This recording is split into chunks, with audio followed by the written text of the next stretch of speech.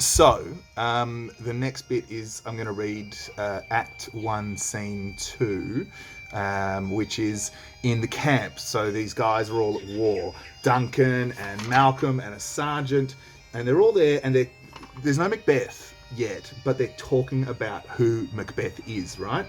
Because I think one of them comes with a message. So let's see what happens. Oh, this is my silly Scottish accent. Oh, hey, what bloody man is that? He can report, as seemeth by his plight, of the revolt, the newest state. So what he's saying there, he can report, this bloke who's coming here can report about the new state of things, the changes. Do you like the soundtrack, or is that too loud? I haven't checked things. Let me bring the volume down a bit. Okay. There we go. Let's take the volume down a touch. Oh, videos on the fly. This is good fun. Malcolm becomes a bit more important later. This is the sergeant who, like a good and hardy soldier, fought against my captivity. Hail, brave friend! Say to the king, the knowledge of the broil, as thou didst leave it. And again, he's essentially saying, hey, g'day, mate. I know this guy. He looks all right. Not like he looks all right, but as in he's a good guy. Please do tell us now what's been going on. The broil is sounds a lot like the word brawl, and you all know what a brawl is, I hope. A brawl is another word for a fight. But broil also is to do with heat and boiling things in a pot. Sergeant replies, doubtful it stood as two spent swimmers that do cling together and choke their art. This sounds like a bit of imagery here. As two spent swimmers, remember a simile starts with the words like or as. The merciless MacDonald, worthy to be a rebel, for to that the multiplying villainies of nature do swarm upon him from the western isles. Of cairns and gallow glasses is supplied. Now all of this is a little bit of that blah blah blah. He's going, oh, big battle, everyone's exhausted. I think the key here is that simile. As two spent swimmers that do cling together. Two spent swimmers that do cling together and choke their art. That's the key bit. It's like that moment in, two swimmers in the water. They're exhausted. Spent means exhausted here. They're exhausted, and so they are going down, clutching each other. And the sergeant continues over on the next page here now. This is all going to be backwards, isn't it, to you? I'm on page 38 of our text here, and I'm using, if anyone's wondering, the complete edition of Macbeth with the pink cover. That wee thing. Look at the backwards writing there.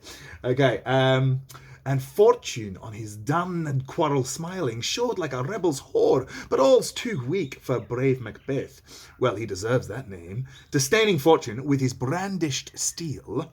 So already we know that Macbeth is brave, right?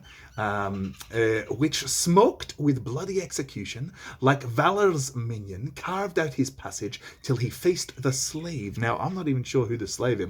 I'm going to look here to footnote number 23. The slave is MacDonald. So the word slave is used as an insult here. I'm reading on footnote 23, as you should be reading as well. Faced the slave, which ne'er shook hands nor bade farewell to him, till he unseamed him from the nave to the chops. Oh, now this is some serious stuff here. All right, you got a sword. Here's me pen for me sword right there, see? Now the knave is your belly button right there down the bottom of the screen, and the chops, these be your chops. And if you shove a sword in here and then go up to here, what's going on? Oh, blood and gore everywhere. So that is a really interesting piece of violent imagery there, and we're going to see a lot of violent imagery in this whole thing. He unseamed him from the nave to the chops. It's almost like a person is a piece of cloth, isn't it? And fixed his head upon our battlements. Wow. So essentially, Macbeth absolutely ripped apart a bloke, the main rebel, MacDonald, and shoved his head on a stake on top of the castle wall. Wow. Duncan replies, oh, valiant cousin, worthy gentleman. As in to say, what a good bloke. Well done, Macbeth. Keep keep on unseaming those people from nave to chops. Next, we get the sergeant continuing with his story. As whence the sun gins his reflections, shipwrecking storms and dileful thunders break, so from that spring whence comfort seemed to come, discomfort swells. Now, this is one of those interesting opposites. So he's talking from that place where comfort comes from, discomfort swells. That's a nice little setup there, I think, of images again. Mark, the King of Scotland, no sooner justice had with valour armed, compelled these skipping kerns to trust their heels, but the Norwegian lord, surveying vantage, with furbished arms and new supplies of men, began a fresh assault. So essentially, I think the sergeant's saying, but they kept on coming back for more. You'd think. I think the place of comfort is we've just killed the head of the rebels, so surely that's all over and done with. But no, it's not. Next up, we've got this other thing happening. They begin a fresh assault, and this is all a report. Remember, Duncan then goes, "Dismayed not this our captains, Macbeth and Banquo?" Duncan's saying, "Didn't this make them a little bit upset?" To get dismayed is to get upset. The sergeant replies, "Yes, as sparrows, eagles, or hare the lion." As in, so that's a good one. So, as sparrows, eagles, as in, the question is, does a sparrow upset an eagle? Or does a hare, that is a largish rabbit, upset a lion? And you tell me the answer to that question. Does a sparrow upset an eagle? Does a hare upset a lion? Methinks not. So, next we've got... Oh, here we are. The sergeant's still on line 38, I think. As cannons overcharged with double cracks, so they doubly redoubled strokes upon the foe, except they meant to bathe in reeking wounds or memorize another Golgotha, I cannot tell, but I am faint. My gashes cry for help. Now, this is the first time I've noticed this sergeant has given this whole report, this huge story of the battle, and sung Macbeth's praises whilst bleeding to death. So the sergeant has come, and I love that. My gashes cry for help. He's been gashed open with a sword. Poor guy. Okay, Duncan goes, "So well thy words become thee as thy wounds, they smack of honour both. Go get into the surgeons. If a thing smacks of honour, what do you reckon? Is it a good thing or a bad thing?" I'd poll that if I knew how, but pretty much you just go, good thing or bad thing, thumb up or thumb down. It's a good thing. To smack of honour is to have a good thing. You've got honour. Who comes here? And here we have the Thane of Ross. I don't know who that is. He's some nice, wealthy, well-to-do dude. Lennox says, "What a haste looks through his eyes. So should he look that seems to speak things strange." Ross replies, "God save the king." Oh, he's a good man. "Whence canst thou, worthy Thane?" "From Fife, great king, where the Norwegian banners flout the sky." If something flouts it, it goes against. So the Norwegians, it sounds like they're trying to take things over up in Scotland, and the Scottish are trying to say, back off. Don't come here. And fan our people, so the Norwegians are flouting the sky with their flags, and fan our people cold. Now I'm at the top of page 39 here, which is about line 52, 53. And fan our people cold. Norway himself, with terrible numbers, assisted by that most disloyal traitor, the Thane of Cawdor, began a dismal conflict, till that Bellona's bridegroom, lapped in proof, confronted him with self-comparisons, point against point, rebellious arm against arm, curbing his lavish spirit, and to conclude, the victory fell on us. Ha! There we go. The victory fell on us. What's the key word in that lovely speech there? The victory fell on us. So essentially, if we want to read this for plot, we just need to listen to what are the words we do understand. And this is the thing with Shakespeare that you want to be thinking about every time.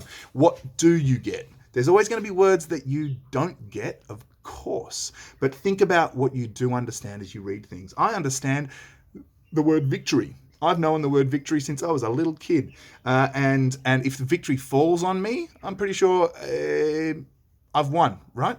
The other things I don't understand are stuff like point against point, rebellious arm against arm. I think that means it was probably evenly matched until the very end. Duncan replies now, great happiness. And then Ross goes, that now Sweno, the Norway's king, craves composition, nor would we deign him burial of his men till he dispersed at St. Colm's Inch $10,000 to our general use. Ooh, $10,000. Oh, sounds like a lot of money back in the day. So I assume that's sort of military reparations here. And Duncan replies, no more that Thane of Cawdor shall deceive our bosom interest. Go, pronounce his death, his present death, and with his formal title, greet Macbeth. I'll see it done. Oh, a bit of rhyme there. We love a little bit of rhyming couplets. Listen to that again. Now, this is line 67, line 67 here. Our bosom interest. Go, pronounce his present death, and with his former title, greet Macbeth. So I think that's about someone's died, the Thane of Cawdor, right? And now Macbeth is becoming the Thane of Cawdor. Why do you think Macbeth gets to become the Thane of Cawdor? Why should that fall to Macbeth, of all people? Weren't there so many good people in the battle? Yes, but let's go back to the page before, page 38. And we will see on page 38 of your text that Macbeth, remember, what did he do? He went up to this bloke, MacDonald, the rebel, that dirty slave, as they call him in their vicious insults, and he unseamed him from knave to the chops and fixed his head upon our battlements. Now that is why Macbeth is getting this post-battle promotion. After the battle, he gets promoted. Lucky old Macbeth. What he and the final line of our scene here in Act 1, Scene 2 is, what he hath lost, noble Macbeth hath won. Interesting. So I think there it's about the $10,000. So Macbeth's come into a bit of cash, sounds like, doesn't it? As well as the title Thane of Cawdor. Question, and I think I'll put this in the lesson plan as well for you. Question is this: why has Macbeth been promoted to Thane of Cawdor? I don't know what that is, by the way. It's like, it sounds good though, right? I'd like to be the Thane of Cawdor. See you all for the next scene another time.